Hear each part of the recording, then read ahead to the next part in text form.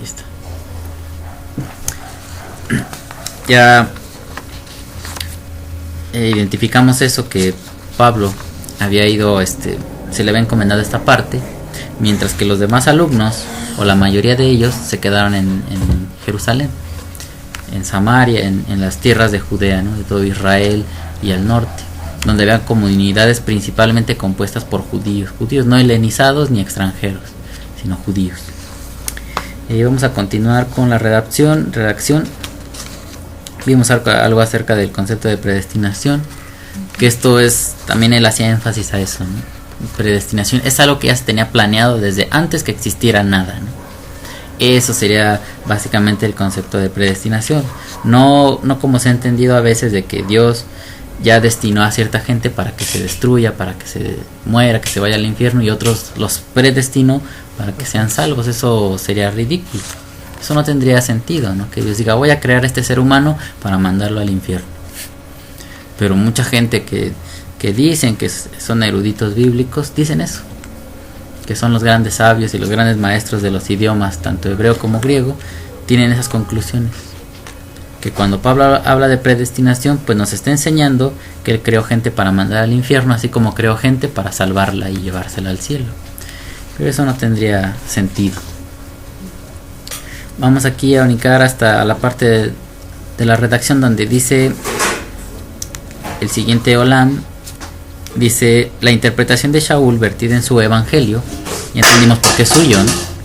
Tiene como objetivo guiar a los hombres, tanto judíos como gentiles, a la emuná que antecede a la formación de los mundos, y este emuná es el conducto por el cual todo hombre adquiere la facultad de acceder a la vida por venir. Y fíjense cómo Pablo algunas veces él decía, ¿no?, que Elohim no hace acepción de personas, y que en el Mashiach o en Cristo, así como leemos en las versiones en español, no hay distinción entre judío o griego, entre esclavo o libre, porque él está tratando de poner en el lugar principal la emuná. Y si vemos que esto tiene su raíz antes de que existan los mundos, pues todos esos títulos que se le pueden dar al hombre son en función a cómo se desarrolla este mundo. Si nosotros nacemos en determinada raza, pues nos dirán judío, nos dirán mexicano, nos dirán, no sé, latino, negro, afroamericano, chino, y así, ¿no?, de diferentes razas. Pero como él está haciendo énfasis a lo que antecede antes de que se manifestara este mundo, con todas esas rasgos y divisiones, pues lógicamente que él diría, no importa que digas que eres judío, que eres griego, que eres bárbaro, que eres intelectual, todo eso, a resumidas cuentas, queda fuera, porque yo te estoy hablando de algo que existe, algo que viene desde antes de que se establecieran todos esos órdenes, de ser judío, de ser griego, de ser muy inteligente, de ser muy ignorante. Por eso decía que en el Mashiach no había divisiones.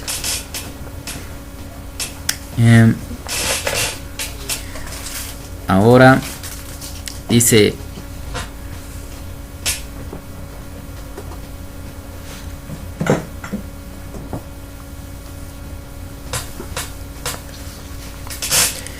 en lo siguiente, dice: el mundo de Yetzirah es el mundo de la formación, ¿se acuerdan? Y en este mundo, este es conocimiento de Cábala.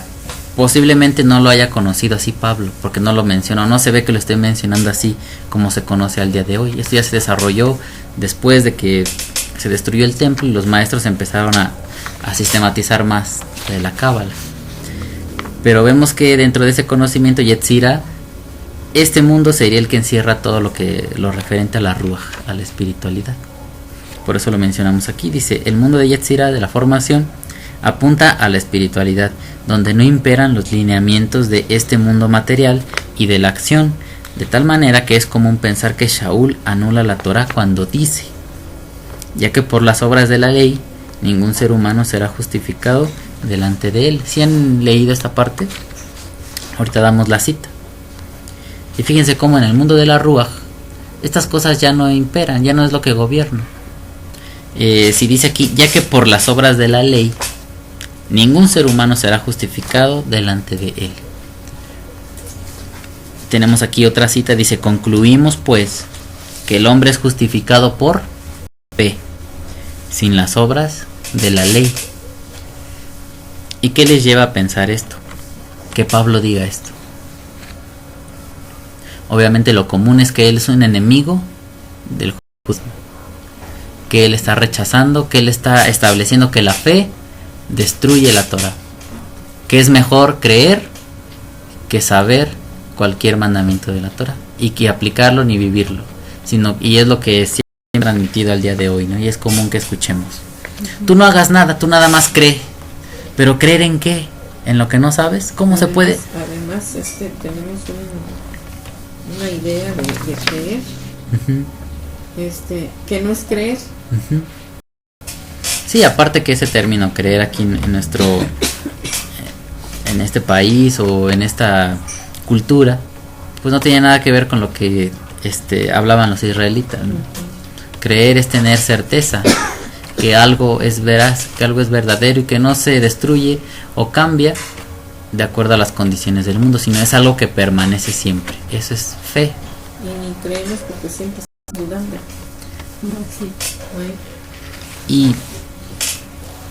Y si Pablo dice: concluimos pues que el hombre es justificado por fe sin las obras de la ley. Y es de lógica, ¿no? Si estamos hablando que la fe tiene su origen desde antes de la formación del mundo, de los mundos, pues lógicamente que ese estado ya existía, o ese poder, esa manifestación de la esencia de Elohim ya existía desde antes de que existiera, obviamente, siquiera la Torah redactada como la conocían en su tiempo Shaul y los demás apóstoles. Y por eso es que va a recurrir en sus cartas a Abraham, ¿no? Vemos que Abraham nunca leyó la Torah, él no la tenía en sus manos, y él dice que fue justificado porque creyó, porque consideró que era veraz y que no cambiaba la palabra que él recibía a través de sus visiones, a través de la espiritualidad que él tenía. Él tenía un contacto directo con Elohim y no lo logró porque hiciera obras de la Torah. Eso lo demostró Pablo, ¿no? Y lo podemos nosotros verificar cuantas veces queramos.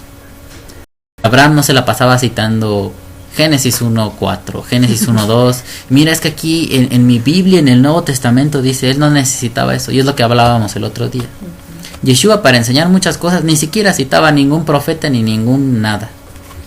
Él simplemente hablaba cosas elevadas, que si nosotros buscábamos una correspondencia, le íbamos a encontrar en la Torah, pero él nunca decía, o no se la pasaba diciendo, es que el profeta Elías dijo, es que Isaías enseñó, no, es que Jeremías la otra vez gritó, es que no.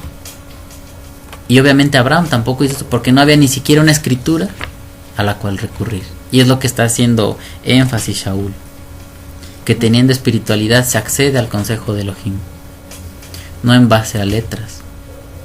Y que aunque no tenía prácticas Abraham que seguir de sacrifica esto, ¿cuántas veces debe hacer? Pues él lo hacía cuando él creía necesario, ¿no? Cuando él decía, voy a hacer un altar y le voy a ofrecer a Elohim esto. Pero no había unas reglas que le estuvieran dictando qué sí hacer y qué no hacer. Y con todo y eso que no había, él fue justificado, porque él percibió o en su interior brotó esa emuná, esa conexión con él, que no depende de la Torah, porque ni siquiera estaba escrita, ¿no? Ese es uno de los ejemplos más fuertes de Pablo, que siempre va a usar a Abraham. Y si nosotros leemos esos textos, concluimos pues que el hombre es justificado por fe sin las obras de la ley. Dice, cuando se piensa de esta manera tan simple y vacía, es inevitable estrellarse con afirmaciones hechas por Shaul mismo, cuando dice, luego por la fe invalidamos la ley, en ninguna manera, sino que confirmamos la ley. A ver, fíjense, si a nosotros nos dicen, es que Pablo dijo que ya no debemos estudiar Torah, ya no debes tú hacer nada, o sea, no confíes en que haciendo las obras de la ley te vas a salvar.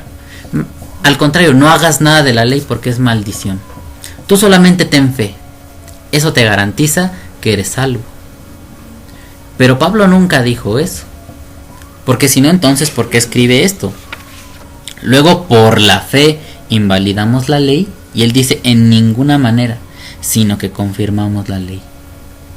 Fíjense cómo la emuná nos lleva a la práctica de la Torah, ¿no? Es lo que él está diciendo. El que tenga fe, el que tenga emuná, no va a encontrar otro camino, no va a resultar en su vida más que obedecer la Torah. Como consecuencia, ¿no? Ajá. Cualquier persona que tenga emuná va a buscar cumplir la Torah. Y más que buscarlo, va a ser la consecuencia de. Es decir, yo tengo emuná verdadera, no que yo crea lo que me dicen, sino yo tengo una fe pura, sincera, algo que yo descubrí. Abraham no creyó porque le predicaron, ni porque le mandaron profetas, ni porque le mandaban videos, ni nada de esas Porque cosas. hizo la oración de Dios. No, él no echó mano de otra cosa. Él encontró algo real, algo personal. Y cuando nosotros analizamos la vida de Abraham, él cumplió la Torah, aunque no estaba escrita, pero ya viéndola escrita, vemos que él cumplía, ¿no? Alguna vez dio un diezmo por ahí. Y dice que lo dio una vez, no dice que se la pasó dando diezmos, ¿no? Lo llegó a dar alguna vez a Melquisedec. Y no dice que se la haya pasado siempre dándole diezmos, sino lo hizo una vez, ¿no? Iban los 3 varones que lo visitaban y mataba un cabrito, un cordero, y lo sacrificaba y los ofrecía a ellos, ¿no? Le llegaban promesas de que iba a ser padre y él decía, sí, yo confío en eso. Como mucha gente vemos que en los escritos que no podían tener hijos, que eran estériles, ellos confiaban. Si alguien les daba una palabra que Elohim había dicho en la Torah, ¿no? A Moisés, que los que fueran practicantes y que fueran fieles a él, pues las matrices no iban a estar cerradas, sino que iban a ser matrices que produjeran fruto. Y ellos, haciendo eso, el sostén de su vida, lo lograban, lo adquirían. Pero Abraham, sin tener nada escrito en qué basarse, él alcanzaba esas cosas. Su esposa era estéril y se le concedió un bebé. Y fíjense qué diferencia es la vida a través de la Ruach, de alcanzar ese grado, a lo que nosotros reducimos la vida hoy. Que necesitamos una Biblia, necesitamos una hoja que nos esté diciendo lo que tengamos que hacer. ¿Qué no se supone que lo más elevado es hacer sin siquiera que nadie te esté dando órdenes? Y eso lo vemos en lo común, ¿no? En un padre y un hijo. Se espera que después de cierto tiempo que el hijo ya creció, pues por sí mismo haga las labores que le corresponden y no esté esperando a que el papá le escriba, hijo, hoy es sábado, te tocan hacer todas estas labores, sacar la basura, bañar al perro, hacer esto, lavar el carro, no. O sea, si alguna vez se tiene que echar mano de eso, pues tú dices, bueno, no tiene nada de malo. Pero que ese hijo ya tenga 20, 30, 35, 40 años y que todavía le sigan escribiendo lo que tiene que hacer, ¿cómo se vería eso? Ridículo, ¿no? Ahora fíjense, si lo transportamos a la vida religiosa, ¿cuántos siglos han pasado desde que Yeshua anunció la palabra, la interpretación, y que él buscaba que nosotros tuviésemos ruaj? Y no podemos hacer nada si no estamos recurriendo a libros de teología y a muchas cosas que queremos comprobar todo y especificar y que no nos falte ninguna letra para actuar. Todavía no somos capaces de saber qué es lo que sí debemos hacer. Tenemos que depender de un manual siempre, ya tantos siglos, ya milenios, ya van 2 milenios, ¿no? Que han pasado. Y el religioso no puede crecer. Es que nuestra Biblia es esta en la que nos basamos y no hay otra mejor. Y el de allá también dice, no, es la mía. Pero todavía dependen, así como ese hijo que no ha entendido de qué se trata el asunto. Tiene 30, 35, 40 años, todavía necesita que su mamá le escriba todo lo que va a traer del mandado. Traes unos jitomates, traes esto, traes lo otro. Todavía no piensa por sí mismo. ¿Por qué? Porque no lo descubre. Porque no sabe lo que está haciendo. Está a expensas de que le den órdenes. Y esa es nuestra realidad. No somos capaces. Y con eso no estamos diciendo que no sirva la escritura, la Biblia, sino que se vuelve el ser humano como un vicio, ¿no? Hasta que debiera ser un instrumento de bendición, se vuelve nuestra limitante, ¿no? ¿Sí o no? Si decimos vamos a reunirnos los jueves, no, porque es el domingo, ya nos está limitando. ¿Dónde dice que es el domingo? ¿No? Es que Shabbat, bueno, está bien, Shabbat, pero si lo hiciéramos aparte de Shabbat o el jueves, no, es que nada más es un día, acuérdate que 6 trabajas y ni un día estudias. Bueno, pero si puedes estudiar otro día más, ¿será malo? Y ven cómo no podemos pasar. Hasta esto que debiera ser una bendición, se está volviendo nuestra limitante. ¿Sí o no? o se vuelve nuestra limitante en ciertos puntos.